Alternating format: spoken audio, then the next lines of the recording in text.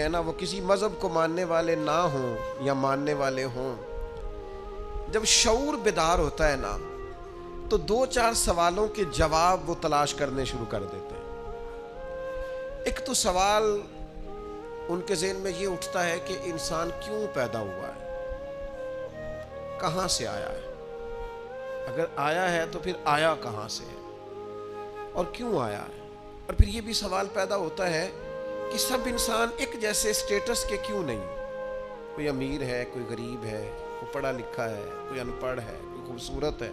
کوئی ظاہری طور پر لوگوں کی نظر میں بدصورت ہے، کوئی آقا ہے، کوئی غلام ہے۔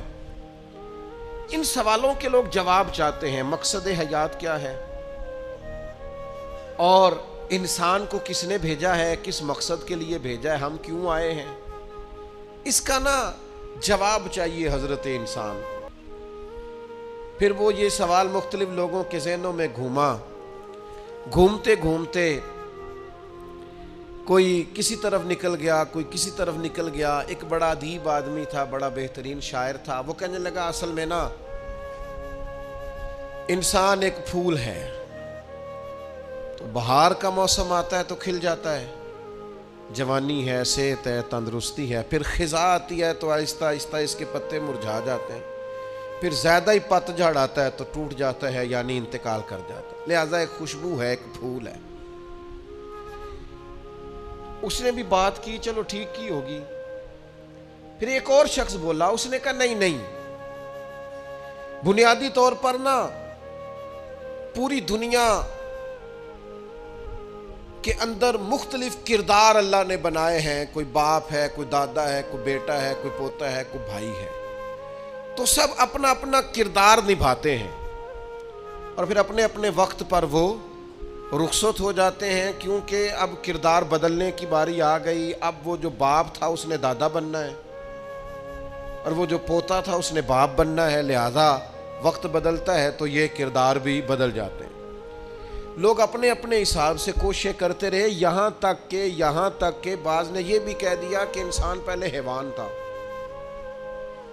یہ ترقی کرتے کرتے کسی نے کچھ کہا، کسی نے کچھ کہا، لیکن یاد رکھنا یہ راز اگر کھولا ہے نا کسی نے تو اسی نے کھولا ہے جس نے انسان بنایا ہے، یہ اسی نے کھولا ہے۔ جو فلسفیوں سے کھل نہ سکا اور نکتہ وروں سے حل نہ ہوا، وہ راز ایک کملی والے نے بتلا دیا چند اشاروں میں۔ نبی کریم صلی اللہ تعالی علیہ وسلم نے وحی کے ذریعے فرمایا، وحی کے ذریعے فرمایا، ادھر ادھر سے کیوں پوچھتے ہو، مجھ سے پوچھو نا، میں تمہیں اللہ کا قرآن پڑھ پڑھ کے بتاتا ہوں کہ تمہیں بنایا کس نے، میں تمہیں بتاتا ہوں تمہیں بنانے والا کون ہے، وہ کون ہے جس نے تجھے بنایا ہے۔ هو الذی یصورکم فی الارحام، تو ماں کے پیٹ میں تھا، ایک نطفہ تھا، ایک کریم مالک نے چاہا، پھر اس نے ماں کے پیٹ میں تیری صورت بنائی، یہ تیرے نقش و نگار بنائے، اس نے تیرے چہرے کو تخلیق کیا، پھر تیرے چہرے پر اس نے آنکھیں رکھیں، پھر ناک رکھا، پھر ہونٹ رکھے، پھر تجھے بنا کے نہ تو خود ہی فرماتا ہے لَقَدْ خَلَقْنَا الْإِنسَانَ فِي أَحْسَنِ تَقْوِيمٍ، خود بنا کے نہ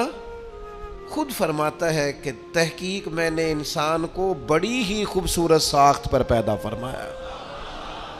ایک منٹ کے لیے ذرا سوچ کے دیکھنا کہ یہ ناک اگر یہاں ہوتا تو کتنا برا لگتا، یہ ہونٹ اگر تھوڑے سے بھی نیچے ہو جائیں تو کتنے، بعض لوگوں کے نا ذرا سے دانت تھوڑے سے کبھی اوپر ہو جائے نا کسی بیماری کی وجہ سے بھی تو لوگوں کو اچھے لگتے۔ اللہ نے جو چیز بنائی ہے اسے بار بار توڑ کے سجا کے نئے سرے سے کر کے دیکھ لو، سونی اسی طرح ہی لگتی ہے جس طرح میرے رب نے بنا دی ہے، اسی طرح ہی خوبصورت لگتی ہے۔ اور وہ کہتا ہے یہ جو تیرا چہرہ ہے نا، فی ای صورت ما شاء رکبک، جو تیرا چہرہ ہے نا، کسی کا گورا ہے تو کسی کا زیادہ گورا ہے، کسی کا گورا ہے تو کسی کا سانولا ہے، کسی کا رنگ گندمی ہے، یہ بندے کی مرضی پہ نہیں،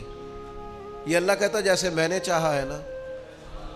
اگر آپ یہ آیت سمجھ جائیں نا تو اپنے آپ سے پیار ہو جائے گا. پھر کالے سیاہ رنگ والا بندہ بھی کہے گا اوہو چہرہ میرا ہے پر چاہت اللہ تعالیٰ کی ہے. پھر تو اپنے آپ سے پیار ہو جائے گا, پھر تو اپنے آپ سے محبت ہو جائے گی. پھر تو انسان کہے گا کہ خدا جانے بلندی ہے کہ پستی, پر جہاں میں ہوں